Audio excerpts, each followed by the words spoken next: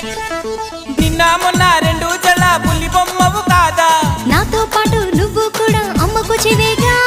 బయట వేసి వేయంగానే వయ్యారం ఎందుకు భామ కొంటి చూపులు ఎక్కువాయి విసమొచ్చినందుక నడుము చిక్కెనే నడక మారెనే ఇంత లోపల ఏమి జరిగనే మొదటిసారిగా ఆడపిల్లను చూసినట్టుగా మైకం నీకు తమలపాకు మమ్మల్ని సొక్కు